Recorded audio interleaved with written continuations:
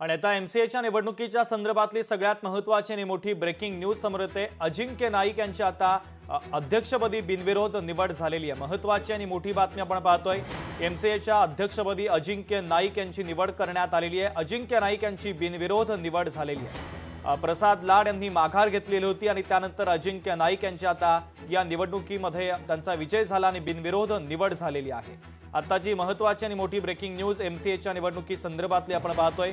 एमसीएच्या अध्यक्षपदी अजिंक्य नाईक यांची निवड झालेली आहे। अजिंक्य नाईक यांची बिनविरोध निवड झालेली आहे। तर प्रसाद लाड यांनी या निवडणुकीमधून माघार घेतलेली होती आणि त्यानंतर मात्र आता अजिंक्य नाईक यांची बिनविरोध निवड झालेली आहे। तर एमसीएच्या निवडणुकी संदर्भातली सगळ्यात महत्त्वाची आणि मोठी ब्रेकिंग न्यूज आपण पाहतोय। एमसीएच्या अध्यक्षपदी आता अजिंक्य नाईक यांची निवड झालेली आहे। अजिंक्य नाईक यांची बिनविरोध निवड झालेली आहे। प्रसाद लाड यांनी या निवडणुकीमधून माघार घेतलेली होती।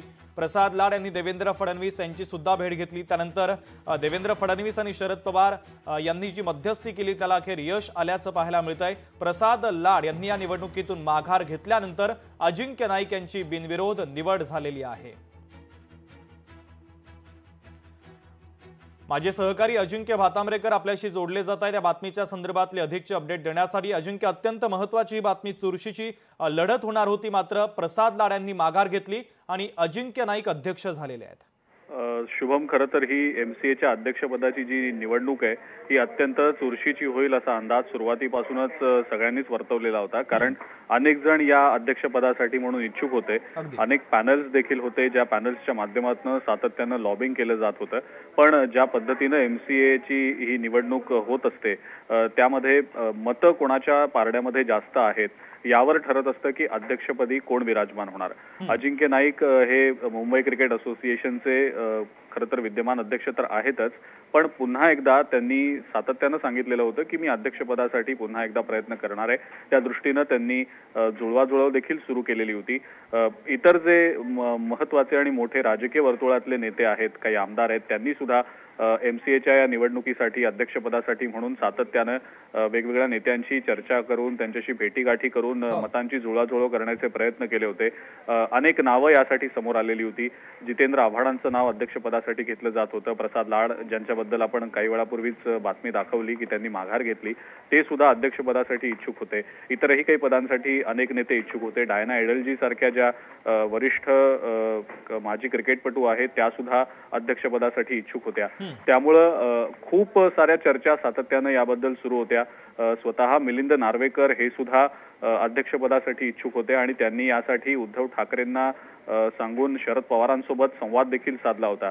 पण मतांची जुळवाजुळव होणं आणि त्या अनुषंगानं ती जुळवाजुळव व्यवस्थित फिट बसणं आणि अध्यक्षपदासाठी जी मतं गरजेची आहेत ती मिळवणं, या अशा बऱ्याच गोष्टी यामध्ये अंतर्भूत असतात। आणि त्यात अजिंक्य नाईक सातत्यानं या सगळ्या क्रीडा संघटनांच्या पदाधिकाऱ्यांसोबत संवाद ठेवून होते। सातत्यानं त्यांची चर्चा सुरू असायची आणि राजकारण हा भाग जर आपण बाजूला ठेवला तर मुंबई क्रिकेट असोसिएशनच्या दृष्टीनं जे चांगलं आहे, जे चांगलं करता येऊ शकेल पुढच्या काळात, त्याच अनुषंगानं सगळ्यांचे खरं तर प्रयत्न सुरू असतात। पण ज्या वेळेला राजकीय नेते या निवडणुकीच्या मध्ये आपलं नशीब आजमावत असतात त्यावेळेला या निवडणुका चुरशीच्या होणं हे स्वाभाविक असतं।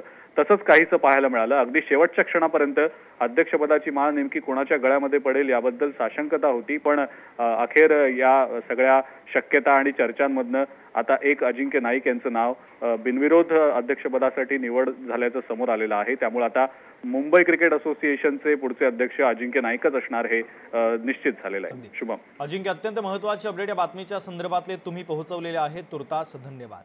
तर एमसीएच्या अध्यक्षपदी अजिंक्य नाईक यांची निवड झालेली आहे, त्यांची बिनविरोध निवड झालेली आहे।